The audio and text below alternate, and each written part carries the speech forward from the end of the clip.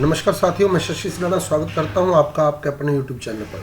साथियों, 12th board exam जो है केमिस्ट्री का बिल्कुल हमारे नज़दीक आ चुका है। इसी को लेकर मैं कुछ महत्वपूर्ण टॉपिक्स के वीडियो जो है लगातार आपके बीच डाल रहा हूं। चैप्टर वाइज टॉपिक जो है आपके बीच में लेकर आ रहा हूं और लगभग वीडियो मैं डाल भी चुका हूं। यदि आपने अभी तक वो वीडियो नहीं देखे हैं तो डिस्क्रिप्शन बॉक्स में दिए गए लिंक के माध्यम से आप उन वीडियो को देख सकते हैं।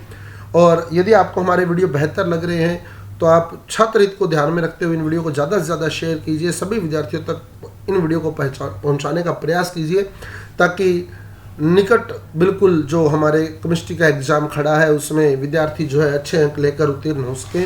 तो अब हम लोग इस वीडियो में डिस्कस करने वाले हैं हमारा 5वां चैप्टर उपसंयोजक यौगिक कोऑर्डिनेशन कंपाउंड, जिसके महत्वपूर्ण बिंदु जो इम्पोर्टेंट पॉइंट है वो मैं आपके साथ डिस्कस करूँगा। उपसंयोजक यौगिक, जिसमें सबसे पहली बात आती है वर्नर सिद्धांत की। वर्नर सिद्धांत ने धातु की दो तरह की संयोजकता बताई थी, एक तो प्राथमिक और एक द्वितीयक।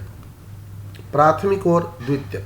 प्राथमिक क्या होती है? धातु पर जो आवेश होता है वो प्राथमिक संयोजकता होती है और धातु जितने उपसंयोजक बंध बना रहा है, जितनी उसकी समन्वय संख्या है या उपसंयोजन संख्या है, उपसंयोजक बंधों की संख्या है, वो होती है उसकी द्वितीयक संयोजकता। अब इसका क्वेश्चन कैसे उठ सकता है? जैसे यूं दे देगा COCl3.4NH3, इसमें कह देगा धातु की प्राथमिक व द्वितीयक संयोजकता का मान लिखिए। तो COCl3, तो Cl पे -1 होता है तो माइनस का 3 हो गया, क्योंकि 3 Cl लगे हैं। एक Cl पे -1 तो 3 Cl पे -3, तो इस बेस पर कोबाल्ट पे +3 हो जाएगा। तो धातु की प्राथमिक संयोजकता जो है वो +3 हो जाएगी, या थर्ड धातु की प्राथमिक संयोजकता 3 हो जाएगी, +3।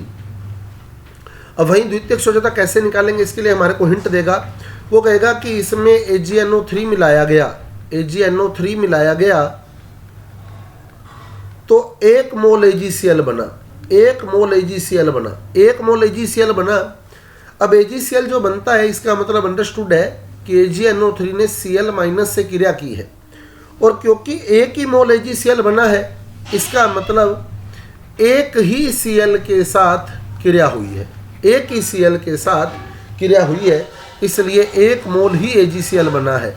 तो जितने मोल AgCl बनेंगे ना उतने Cl आपने ब्रैकेट से बाहर रख देने हैं। यानी अगर मैं इसका उपसंयोजक यौगिक बनाऊं तो ये बनेगा CONH3 Cl2Cl, क्योंकि 1 मोल AgCl बन रहा है। फिर क्लियर कर ले बात को, 1 मोल AgCl बन रहा है इसलिए 1 Cl ब्रैकेट से बाहर रख दिया, तो 3 में से 1 Cl ब्रैकेट के बाहर रख दिया, बाकी के 2 ब्रैकेट के अंदर जाने दिए, और अमोनिया तो अंदर जाएगा ही जाएगा, है ना। बाकी 1 Cl ब्रैकेट के बाहर रख दो, क्योंकि 1 मोल AgCl बना है। अगर वो 2 मोल AgCl बना रहा हो तो 2 Cl ब्रैकेट के बाहर छोड़ो। तो इस तरह से संकुल तैयार कर लेना है। अब इसमें उपसंयोजक बंध गिन लें, 4 उपसंयोजक बंध तो अमोनिया बना रहा है और 2 उपसंयोजक बंध Cl बना रहा है, यानी टोटल 6 उपसंयोजक बंध यहाँ बन रहे हैं, यानी द्वितीयक संयोजकता इसकी 6 है। तो इस प्रकार धातु की प्राथमिक और द्वितीयक संयोजकता ज्ञात कर ली जाती है। अब इसका IUPAC नाम भी देख ले। IUPAC नाम भी इस तरह से पूछा जाता है कि IUPAC नाम लिखो। तो IUPAC नाम लिखने के लिए मैं बता दूं आपको, सबसे पहले ब्रैकेट कंसीडर कर लेना। जैसे एक ये ले लिया, एक एग्जांपल मैं और भी ले लेता हूं, जैसे ये ले लिया। तो सबसे पहले ब्रैकेट देख लेना। ब्रैकेट से पहले अगर कुछ लिखा है तो उसको पहले लिख दे। जैसे ये ब्रैकेट है, देखो ये ब्रैकेट है, इससे पहले लिखा है के लिखा है तो पोटेशियम लिख दे, के यानी पोटेशियम। यहाँ संख्या नहीं लिखनी होती, उसका नाम लिखना होता है पोटेशियम। और ब्रैकेट में हमेशा पीछे से आगे की ओर चले, ऐसे बस लिगैंडों के नाम अंग्रेजी वर्णमाला में लिखते हुए। अब देखो आप, जैसे लिगैंड है NH3 को अमीन बोलते हैं। लिगैंड है Cl को क्लोरिडो बोलते हैं। अब अमीन A से लिखा जाएगा, क्लोरिडो C से लिखा जाएगा, तो पहले अमीन लिखेंगे। अब कितने अमीन है? 4, तो क्या लिखेंगे? Tetra amine. क्लोरिडो कितने हैं? 2, तो 2 के लिए डाई क्लोरिडो। और क्योंकि ब्रैकेट पॉजिटिव चार्ज युक्त है, क्योंकि Cl नेगेटिव होता है तो अंडरस्टूड है कि ब्रैकेट पॉजिटिव है। जब ब्रैकेट पॉजिटिव है तो धातु को एज इट इज लिख देते हैं कोबाल्ट। अब ब्रैकेट में धातु की उसकी ऑक्सीकरण संख्या, अब देखो पीछे से आगे की ओर लिखा है इसको, तो टेट्राएमीन डाइक्लोरिडो, फिर कोबाल्ट लिखा है, लास्ट में कोबाल्ट यानी पहले लिगैंड और बाद में धातु। अब कोबाल्ट के ब्रैकेट में उसकी ऑक्सीकरण अवस्था तो थर्ड आएगी, और जो ब्रैकेट के बाहर है ये एक ही Cl है, ब्रैकेट के जो बाहर है Cl वो लिगैंड नहीं है, वो एक रिनायन है, सरल रिनायन है क्लोराइड। अगर वो ब्रैकेट के अंदर होता तो वो लिगैंड बन जाता, उसको क्लोरिडो बोलते, ब्रैकेट के बाहर है तो क्लोराइड लिखा जाएगा, तो इसका नाम बन जाएगा टेट्राएमीन डाइक्लोरिडो कोबाल्ट थर्ड क्लोराइड। अब नीचे देखिए तो पहले ब्रैकेट देखा, इसका नाम देखिए तो पहले ब्रैकेट देखा, ब्रैकेट से पहले के है तो पोटेशियम लिख दिया, ब्रैकेट में पीछे से आगे की ओर 6 का आ गया हेक्सा, Cn का आ गया साइनो, हेक्सा साइनो, Fe को बोलेंगे फेरेट, Fe को फेरेट बोला जाएगा। क्यों बोला जाएगा फेरेट? Fe को फेरेट बोलने का कारण क्या है? क्योंकि पोटेशियम पॉजिटिव है तो ब्रैकेट नेगेटिव है, जब ब्रैकेट नेगेटिव होता है तो फिर धातु के लास्ट में 8 आता है फेरेट, और ब्रैकेट में उसकी ऑक्सीकरण अवस्था सेकंड। तो इस तरह से हम IUPAC नाम लिख देते हैं। अब मान लो सपोज जैसे ये सूत्र था अपने पास, है ना, ये सूत्र था। अब सपोज करें कि यहाँ ये Cl नहीं लगा होता तो यहाँ प्लस लगा होता, Cl नहीं था तो यहाँ प्लस होता। ऐसे केस में अगर संकुल के ऊपर प्लस से माइनस आपको दिख रहा है तो इसके लास्ट में आयन शब्द जोड़ दें बस, और कुछ नहीं। अगर ब्रैकेट के बाहर कुछ है तो वो लिख दे, अगर ब्रैकेट के बाहर कुछ नहीं है, ब्रैकेट पर कोई ना कोई आवेश है तो फिर आयन लिख दे। जैसे इसी में ही देखे, मान लो ये K नहीं होते, सपोज कि ये K नहीं होते और यहाँ -4 होता तो पोटेशियम नहीं लिखते, फिर इसके लास्ट में हम लोग क्या लिख देते? आयन, इसके लास्ट में हम लोग आयन लिख देते, तो ये नाम बन जाता। अगर ब्रैकेट पर आवेश है तो लास्ट में आयन लिख देना है। तो इस तरह से IUPAC नाम जो है हमने फॉलो कर लेने हैं। उसके बाद ऑक्सीकरण अवस्था का क्वेश्चन भी आता है कि K3 इस तरह से K3CrC2O4 की थ्राइस में धातु की ऑक्सीकरण अवस्था यानी प्राथमिक संयोजकता जो हमने ऊपर डिस्कस किया था, वह उपसंयोजन संख्या यानी द्वितीयक संयोजकता समन्वय संख्या लिखिए, समन्वय संख्या भी कह सकता है। तो ज्ञात करना है इसकी ऑक्सीकरण अवस्था को पहले, तो K पर होता है जो जिसकी ऑक्सीकरण अवस्था ज्ञात करनी है, धातु की ज्ञात करनी है, धातु की ऑक्सीकरण अवस्था X मान लेंगे। K पर होता है +1 और क्योंकि K 3 है तो +3। अब माना धातु की ऑक्सीकरण अवस्था X, धातु की ऑक्सीकरण अवस्था X, C2O4 ऑक्जेलेटो है, ऑक्जेलेटो पर आवेश होता है -2 और क्योंकि 3 ऑक्जेलेटो है तो एक ऑक्जेलेटो पर -2 तो 3 ऑक्जेलेटो पर -6, एक पर -2 तो 3 पर -6। अब इस पूरे को देख लेना है, अब इस पूरे को देख लें, इस पूरे के ऊपर यहाँ कोई भी प्लस या माइनस नहीं लगा तो इसका मतलब कुल आवेश 0 है। हमने क्या किया देखो, इसका आवेश प्लस इसका आवेश प्लस इसका आवेश बराबर कुल आवेश जो ब्रैकेट के ऊपर लगा होगा। अब ब्रैकेट के ऊपर कुछ भी नहीं लगा तो पूरे पर आवेश 0 है।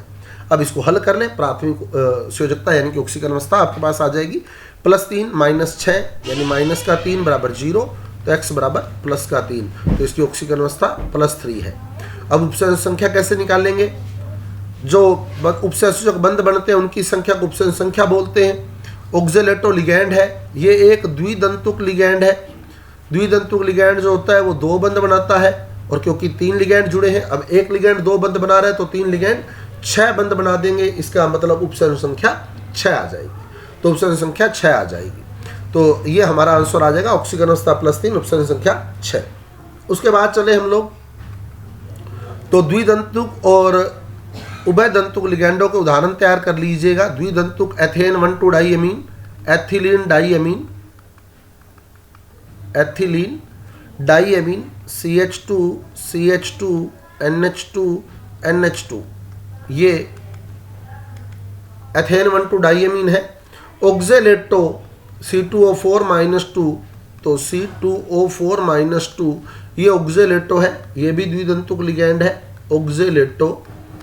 और इन लिगैंडों को हम लोग किलेट लिगैंड बोलते हैं, किलेट, इन लिगैंडों को किलेट बोलते हैं। क्यों? क्योंकि ये जब धातु के साथ जुड़ते हैं, जब ये धातु के साथ जुड़ते हैं तो किलेट वलय बनाते हैं। कैसे? देखो मान लो यह धातु आ गया M, M आ गया, तो ये लिगैंड क्या करेगा, ये वाले 2 इलेक्ट्रॉन धातु को देगा और उपसहसंयोजक बंध बना लेगा। ऐसे ये वाले 2 इलेक्ट्रॉन भी धातु को देगा और उपसहसंयोजक बंध बना लेगा। तो इस प्रकार ये एक वलय बन जाएगी, ये एक वलय तैयार हो जाएगी आपके पास। इस वलय को किलेट वलय कहते हैं, इसलिए इन लिगैंडों को किलेट बोलते हैं। तो द्वितंतुक और बहुतंतुक लिगैंड किलेट कहलाते हैं। फिर उभयतंतुक लिगैंड के भी 1-2 उदाहरण तैयार कर लें आप लोग, जैसे SCN- एंड NCS-, ये दोनों आप उभयतंतुक लिगैंड है, आपस में जोड़ा है उभयतंतुक लिगैंडों का, क्योंकि एक में दाता परमाणु S है और एक में दाता परमाणु N है। उभयतंतुक लिगैंड वो होते हैं जो बंध एक ही बनाते हैं, परंतु इनके पास दाता परमाणु 2 होते हैं। 2 दाता परमाणु होते हैं परंतु उपसहसंयोजक बंध एक ही बनाते हैं। ऐसे ही NO2- एंड ONO-, तो इसमें दाता परमाणु N है, इसमें दाता परमाणु O है तो ये NO2- ही, लेकिन एक बार दाता परमाणु N भी हो सकता है और दाता परमाणु O भी हो सकता है। तो ऐसे केस में ये उभयतंतुक लिगैंड बन जाता है, जिसमें 2 दाता परमाणु है परंतु एक समय में एक ही दाता परमाणु धातु के साथ उपसहसंयोजक बंध बनाता है। उसके बाद इंपॉर्टेंट टॉपिक्स में समावयवता में चलें। समावयवता, तो समावयवता में Ma3B3, जैसे कि M यानी मेटल कोबाल्ट, A3 मतलब 3 लिगैंड एक जैसे NH3 की थ्राइस, B3 मतलब 3 लिगैंड एक जैसे Cl3 के ज्यामितीय समावयवी बनाइए। तो इसके ज्यामितीय समावयवी 2 प्रकार के बनते हैं, एक तो फलक और एक रेखांशिक। फलक और रेखांशिक, फलक को FAC बोलते, रेखांशिक को MER बोलते हैं, मेरिडाइनल और फेशियल। अब आपके पास है CONH3 तो 6 लिगैंड जुड़े तो अष्टफलक की आकृति बनेगी। तो अष्टफलक में कोबाल्ट बिल्कुल बीचों बीच ले लेना है आपने, और 3 NH3 और 3 Cl कैसे लगाओगे, देखो आप 2 NH3 बिल्कुल पास पास वाली स्थिति पर और 1 NH3 ऊपर लगा दे। ऐसे 2 Cl बिल्कुल पास पास वाली स्थिति पर लग जाएंगे, 1 Cl नीचे लग जाएगा। अब ये फलक समावयवी है। क्यों है फलक समावयवी? क्योंकि इसमें समान लिगैंड, जो 3 समान लिगैंड है वो एक ही फलक पर आ जाते हैं। अब देखो तीनों Cl जो है ना वो एक फलक पर आए हुए, यूं फलक बनती है। ये एक फलक है, ये एक फलक है, ऐसे ये एक फलक है, और तीनों NH3 भी एक फलक पर आए हुए हैं। देखो अब ये फलक समावयवी है क्योंकि इसमें तीनों NH3 एक ही फलक पर आ गए। ये फलक है, ये जो मैंने येलो शेड कर दी ये फलक है, और तीनों NH3 इस फलक पर आए हुए हैं। ऐसे ही ये जो मैंने ब्लू शेड कर दी ये फलक है, ये तीनों Cl एक ही फलक पर आए हुए हैं। तो इस प्रकार ये फलक समावयवी होता है, जब सेम लिगैंड सेम फेस पर आ जाते हैं, एक जैसे लिगैंड एक ही फलक पर आ जाते हैं। रेखांशिक बनाने का तरीका क्या रहेगा? अष्टफलक बनाना है, बीचों बीच कोबाल्ट लगाएं। अब 1 Cl ऊपर और 1 Cl नीचे लगा दें तो ऑटोमेटिक रेखांशिक बन जाएगा, क्योंकि फलक कब बनता है? जब 2 Cl बिल्कुल नज़दीक रहें, 1 Cl शीर्ष पर आ जाए तो फलक बन जाता है। 1 Cl ऊपर की ओर 1 Cl नीचे की ओर लगा दे तो रेखांशिक बन जाएगा। तो बाकी 1 Cl यहाँ लगा दिया, जैसे मर्जी लगा दे, फिर बाकी 3 NH3 लगा देने आपने, तो ये रेखांशिक बन गया। तो फलक और रेखांशिक समावयवी पूछता है। इसके अलावा आपसे जो क्वेश्चन पूछ सकता है समावयवता में, उभयदंतुक लिगैंड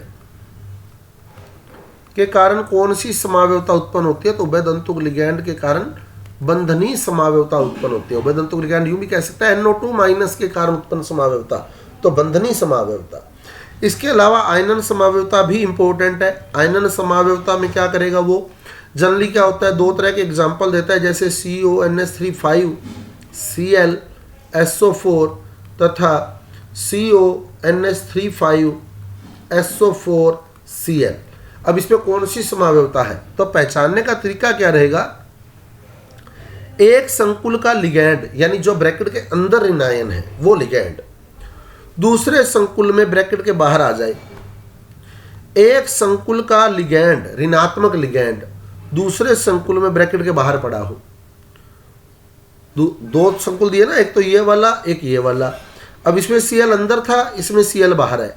इसमें SO4 अंदर था, इसमें SO4 बाहर है, तो सोचने की जरूरत नहीं है, उत्तर आयनन समावयवता आएगी।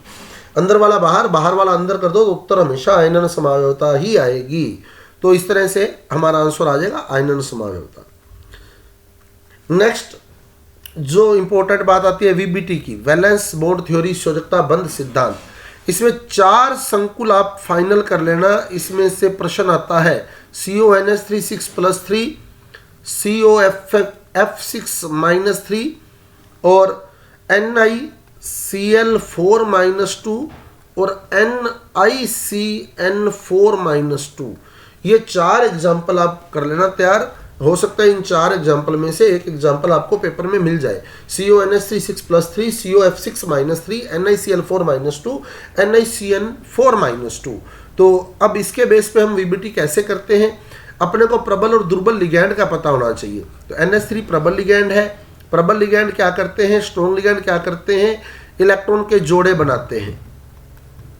इलेक्ट्रॉन के जोड़े बनाते हैं। अब कैसे करेंगे देखो, जैसे कोबाल्ट, इसकी वीबीटी कर रहा हूं मैं, इसकी वीबीटी कोबाल्ट 27 पे आता है, तो आर्गन के 18, 4s के 2 20 और 3d के साथ 27।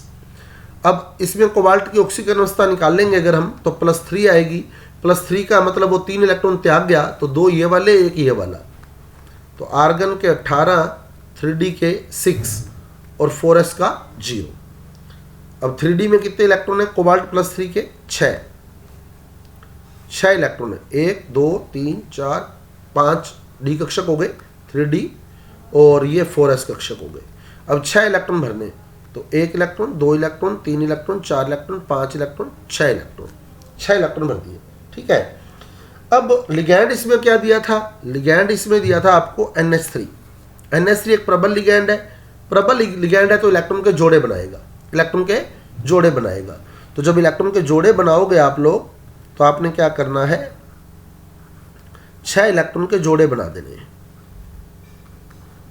अब ये 3d है, ये 4s है। अब 6 के जोड़े बनाओगे तो 2 2 4 2 6, ये जोड़े बन गए। ठीक है, इलेक्ट्रॉन के जोड़े बन गए। अब आप देखें, अब हमने क्या करना है, अब हमने लिगैंड देखने की संकुल क्या था, CONH3 6+3 था। 6 लिगैंड जुड़े थे, तो 6 खाली कक्षक अपने को चाहिए, क्योंकि लिगैंड खाली कक्षकों में इलेक्ट्रॉन देता है। लिगैंड खाली कक्षकों में इलेक्ट्रॉन देता है, जबकि अभी खाली कक्षक अगर हम देखें तो 1 2 3 ही उपलब्ध है, 3 ही खाली कक्षक उपलब्ध है हमारे पास, जबकि हमारे को चाहिए 6। तो फिर जब तक 6 पूरे नहीं होते तब तक आगे हम कक्षक बनाते जाएंगे। तो 3d के बाद 4s के बाद 4p बना लें, 4p। अब वापस देख लें कि 6 खाली कक्षक हो गए, 1 2 3 4 5 6 बिल्कुल हो गए। तो 6 खाली कक्षक हो गए हैं। तो यहाँ आप अपना काम रोक लें, ये संकरण बन जाएगा D2sp3 संकरण। पहले 2 D आए हैं, फिर एक S आया है, फिर 3 P आए हैं, तो D2sp3 संकरण इसका हो जाता है। और इन संकरित कक्षकों में लिगैंड जो है इलेक्ट्रॉन दान करके उपसंयोजक यौगिक या उपसंयोजक बंध बना लेता है। अब यदि हम धातु के पास देखें, D2sp3 संकरण है तो आकृति या ज्यामिति अष्टफलकीय होगी, अष्टफलकीय होगी। अब देखो कक्षा चल रही है चौथी, कक्षा चौथी चल रही है और डी यूज हो रहा है तीसरी का, डी यूज हो रहा है तीसरी का, इसलिए इसे आंतरिक कक्षक संकुल भी कहते हैं, क्योंकि इसमें आंतरिक डी कक्षक यूज होते हैं, इसलिए इसे आंतरिक कक्षक संकुल भी कहते हैं। और क्योंकि धातु के पास जो इलेक्ट्रॉन उपलब्ध थे ये वाले, इसमें कोई भी इलेक्ट्रॉन अयुग्मित नहीं है, सारे जोड़े बन गए, अयुग्मित इलेक्ट्रॉन नहीं है, इसलिए ये संकुल प्रतिचुंबकीय है, सारे जोड़े बन जाते हैं इलेक्ट्रॉन के। तो ये संकुल जो होता है प्रतिचुंबकीय होता है। अब इसका अगर चुंबकीय आघूर्ण निकालते हैं तो μ बराबर √n+2, जहाँ n जो होता है वो अयुग्मित इलेक्ट्रॉन होते हैं जो कि 0 है, अतः μ बराबर 0 आएगा, क्योंकि इसमें कोई अयुग्मित इलेक्ट्रॉन नहीं है। तो इस तरह से हम इसकी वीबीटी जो है कर लेते हैं। अब एक एग्जाम्पल आपको दिया है COF6-3, तो इसमें भी कोबाल्ट की ऑक्सीकरण अवस्था +3 है, सेम विन्यास बनेगा, लेकिन F जो है दुर्बल लिगैंड है, दुर्बल लिगैंड है तो वो जोड़े नहीं बनाता, तो ये जोड़े नहीं बनेंगे, बस ये जोड़े वाला काम नहीं चलेगा, क्योंकि NH3 प्रबल था उसने जोड़े बना दिए। F दुर्बल है तो वो जोड़े नहीं बनाता, तो फिर ये जोड़े नहीं बनाने आपने, ठीक है, ये जोड़े नहीं बनाने। अब आप देखो, इसको ऐसे ही छोड़ दो। अब F जो है 6 है, तो 6 खाली कक्षक चाहिए। जब तक 6 पूरे नहीं होते तब तक आगे वाले कक्षक लेते जाने हैं। तो 4s के बाद क्या आएगा 4p। अब गिन लें, क्या 6 पूरे हो गए? नहीं हुए, 4 ही हुए अभी तो। 1 2 3 4, हमारे को चाहिए 6। 4p के बाद आएगा 4d।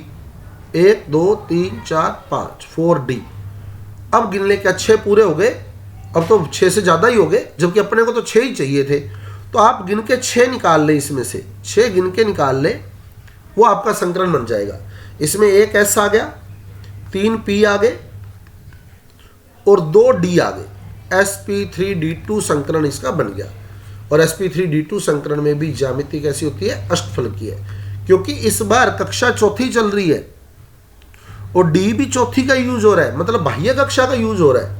पहले D यूज हुआ था तीसरी का, कक्षा चल रही थी चौथी, मतलब D यूज हुआ था आंतरिक कक्षा का, तो आंतरिक कक्षक संकुल है।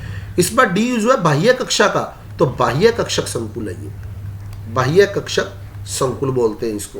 और क्योंकि इसमें अयुग्मित इलेक्ट्रॉन उपलब्ध है, 4 अयुग्मित इलेक्ट्रॉन पड़े हैं, इसलिए ये संकुल अणुचुंबकीय है। ये संकुल अणुचुंबकीय है। चुंबकीय आघूर्ण निकाले, म्यू बराबर √n, n+2। तो अयुग्मित इलेक्ट्रॉन कितने हैं? 4, 4 + 2, तो √24 आपका उत्तर आ जाएगा। तो ये चुंबकीय आघूर्ण आ जाएगा √24, यानी ऑलमोस्ट आप निकालेंगे तो 4.9 BM के आसपास आपका आंसर रहेगा √24। 4.9 BM हल करने पर आएगा। तो इस तरह से हम लोग जो है संकलन कर लेते हैं। ऐसे ही NiCl4-2, Ni आता है 28 नंबर पे, 28 पे आता है, तो आर्गन के 18, 4s के 2 20 और 3d के 8 28। और NiCl4 में Ni की ऑक्सीजन अवस्था +2 है, +2 का हम लोग 2 इलेक्ट्रॉन त्याग गया, तो 3d में 8 रह गए, 3d में 8 रह गए। तो d में 8 बना दे, 1 2 3 4 5 6 7 8, फिर 4s खाली। अब लिगैंड 4 है तो 4 खाली कक्षक चाहिए, और क्योंकि Cl दुर्बल है, जोड़े बनाने नहीं, 4 खाली कक्षक चाहिए। तो 4s के आगे वाले ले लो 4p, तो संकरण बन जाएगा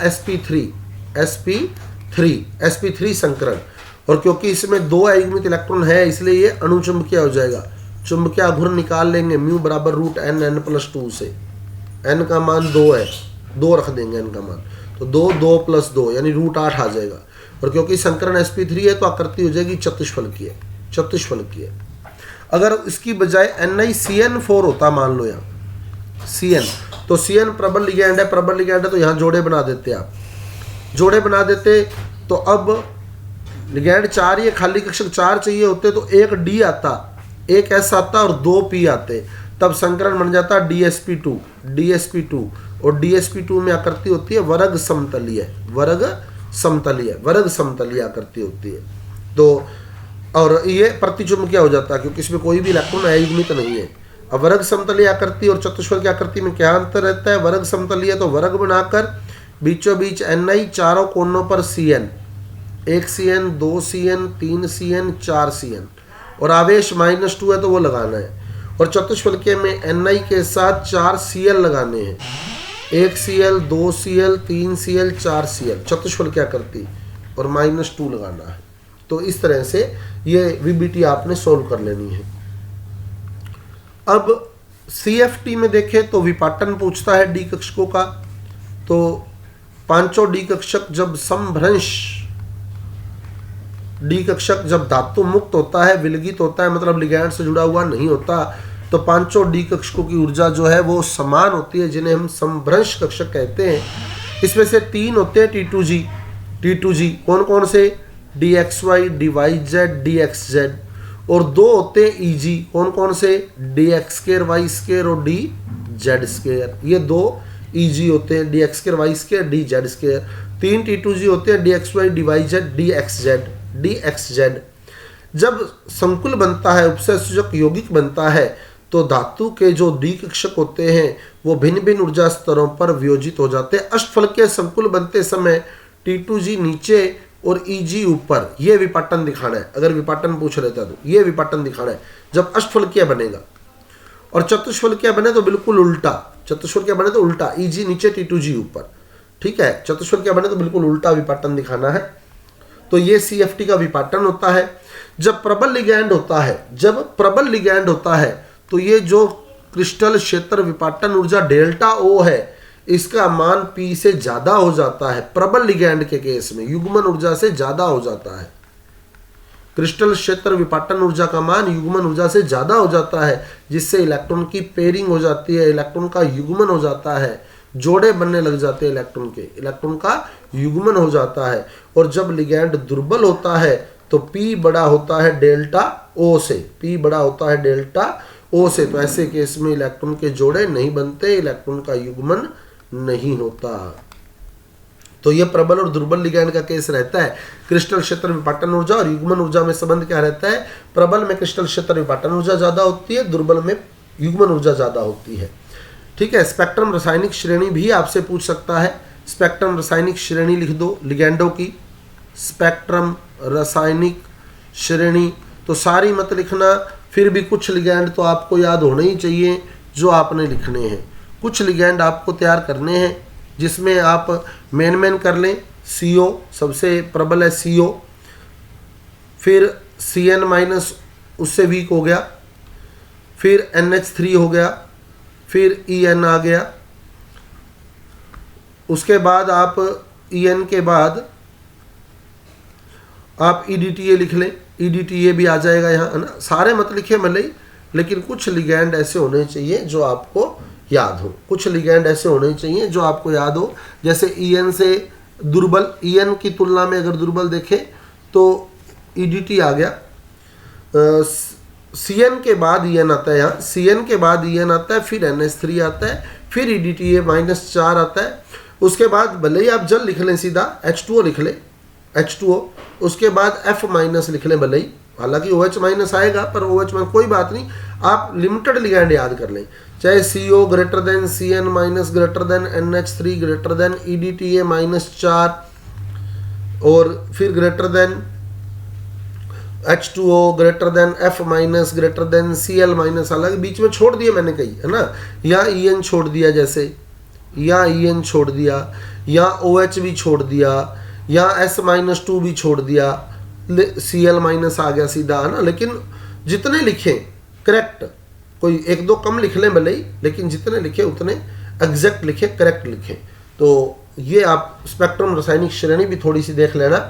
उसके बाद हमारे पास बात आती है कि चतुष्फलकीय संकुल सदैव उच्च चक्रण होते हैं। चतुष्फलकीय संकुल निम्न चक्रण नहीं होते, मतलब इनमें इलेक्ट्रॉन का जोड़ा नहीं बनता। क्यों?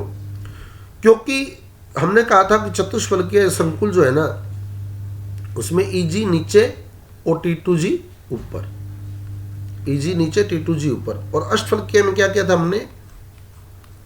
T2G नीचे और Eg ऊपर। अब इसके बीच का जो गैप है वो होता है डेल्टा T फॉर टेट्राहेड्रल, और अष्टफलकीय का बीच का जो गैप होता है वो होता है डेल्टा O फॉर ऑक्टाहेड्रल। अब जो डेल्टा T होता है ना, डेल्टा T, वो डेल्टा O का लगभग 4/9 यानी लगभग आधा होता है। तो ये देखो आप, डेल्टा O मैंने इतना बड़ा दिखाया है और डेल्टा T मैंने इतना दिखाया है। तो डेल्टा O ज़्यादा रखा है मान, देखो डेल्टा O का साफ देख सकते हैं आप डायग्राम में, ठीक है। डेल्टा T का मान कम रखा है, तो डेल्टा T लगभग डेल्टा O का 4/9 होता है। अब जब डेल्टा O ज़्यादा है तो इलेक्ट्रॉन नीचे रहने की संभावना रह जाती है, क्योंकि डेल्टा O ज़्यादा है, इतनी ऊर्जा इलेक्ट्रॉन को मिल नहीं पाती, तो इलेक्ट्रॉन ऊपर जा नहीं पाता, नीचे ही रह जाता है। मतलब जोड़े बन सकते हैं, यानी ये निम्न चक्रण हो सकते हैं। लेकिन जो डेल्टा T का मान है वो बहुत ही कम है, इसलिए इलेक्ट्रॉन नीचे रहने की संभावना नहीं होती। पहला इलेक्ट्रॉन नीचे, दूसरा नीचे, तीसरा आराम से ऊपर चला जाता है, क्योंकि डेल्टा T का मान बहुत कम होता है। इसलिए इसमें निम्न चक्रण संकुल बन सकते हैं अष्टफलकीय में तो, लेकिन चतुष्फलकीय में नहीं बन सकते, क्योंकि डेल्टा T का मान बिल्कुल कम होता है। तो इसमें निम्न चक्रण बनने की संभावना नहीं होती, हमेशा उच्च चक्रण ही बनते हैं। चतुष्फलकीय संकुल सदैव उच्च चक्रण ही होते हैं। Delta T is almost equal to 4/9 delta O, अतः डेल्टा T का मान जो होता है वो कम होता है। डेल्टा T का मान कम होने के कारण ही चतुष्फलकीय संकुल सदैव उच्च चक्रण होते हैं। उसके बाद आप लोग धातु कार्बोनिल में आए। धातु कार्बोनिल का क्वेश्चन आता है। धातु कार्बोनिल यौगिकों में धातु की ऑक्सीकरण अवस्था क्या होती है? तो हमेशा शून्य ऑक्सीकरण अवस्था होती है धातु कार्बोनिल यौगिकों में। और NiCO4 जो है वो चतुष्फल की आकृति लिए होगा, चतुष्फल की आकृति लिए NiCO4, और FeCO5 त्रिभुजीय द्विपिरामिडीय या त्रिकोणीय द्विपिरामिडीय। तो त्रिभुज बना ले बीचों बीच, सेंटर में Fe, 3 CO यहाँ लगा ले, 1 CO ऊपर 1 CO नीचे। CrCO6 अष्टफल की है, CrCO6, तो Cr CO CO CO CO CO CO, CrCO6 अष्टफल क्या करती। सहक्रियाशीलता बंधन का चित्र भी कर लें। सहक्रियाशीलता बंधन क्या होता है? सहक्रियाशीलता बंधन धातु कार्बोनिल यौगिकों में सिग्मा बंध के साथ साथ पाई बंध का निर्माण भी होता है। धातु और लिगैंड के बीच, धातु और लिगैंड के बीच सिग्मा बंध के साथ साथ पाई बंध भी बनता है। इसी हम बंधन को सहक्रियाशीलता बंधन कहते हैं। तो इसमें क्या होता है, धातु के पास भरे हुए कक्षक भी होते हैं जो संकरण में नहीं जाते, ये असंकृत होते हैं भरे हुए। अब देखो हमने ऊपर VBT की थी है ना, तो ये देखो आप VBT की थी ना, तो ये देखो भरे हुए तो संकरण में नहीं गए, खाली हम संकरण में ले रहे थे। तो जो धातु के भरे हुए कक्षक होते हैं वो असंकृत होते हैं, असंकृत, और जो खाली कक्षक होते हैं वो संकृत होते हैं। तो ये मैंने खाली कक्षक दिखा दिया, ये तो संकृत है और ये असंकृत है। अब लिगैंड आया CO लिगैंड आया, तो लिगैंड के पास भी भरे हुए कक्षक भी होते हैं और खाली कक्षक भी होते हैं। तो ये मैंने लिगैंड का एकाकी इलेक्ट्रॉन युग्म युक्त कक्षक दिखा दिया भरा हुआ, और ये मैंने खाली दिखा दिया, ये खाली कक्षक दिखा दिया। अब लिगैंड क्या करता है, अपने भरे हुए कक्षकों के इलेक्ट्रॉन सबसे पहले धातु को देता है और सिग्मा बंध बनाता है, धातु को देता है और सिग्मा बंध बनाता है। अब धातु क्या करता है, अपने भरे हुए कक्षकों के इलेक्ट्रॉन लिगैंड को देकर पाई बंध बना देता है। यह सहक्रियाशीलता बंधन है, सहक्रियाशीलता अबंधन है। तो इसमें सिग्मा के साथ पाई बंध भी बनता है धातु के और लिगैंड के बीच, जिसे हम सहक्रियाशीलता बंधन के नाम से जानते हैं। उसके बाद हमारा एक टॉपिक रंगीनता, जो मैं आपको डी ब्लॉक में बता चुका हूं। रंगीनता का कारण DD संक्रमण है। अयुग्मित इलेक्ट्रॉन जिनमें पाए जाते हैं वो रंगीन होते हैं। इलेक्ट्रॉन T2G से EG में चला जाता है। TiH2O6+3 का एग्जाम्पल देता है पेपर में, बैंगनी रंग का संकुल है, बैंगनी रंग का। इसके अलावा रतन भी DD संक्रमण के कारण ही रंगीन नजर आते हैं। रतन जो अंगूठियों में पहने जाते हैं, रतन पन्ना है, हीरा है ना, ये सब रंगीन नजर आते हैं, इसका कारण भी DD संक्रमण है। और इसके अलावा इसमें क्लोरोफिल में कौन सा धातु होता है, क्लोरोफिल में मैग्नीशियम धातु होता है। हीमोग्लोबिन में आयरन धातु होता है। और साइनोकोबाल्मिन विटामिन B12 पूछेगा, साइनोकोबाल्मिन की बजाय कोबाल्ट धातु होता है, कोबाल्ट धातु होता है। फोटोग्राफी में बनने वाला संकुल पूछता है अगर, तो AgS2O3 की ट्वाइस,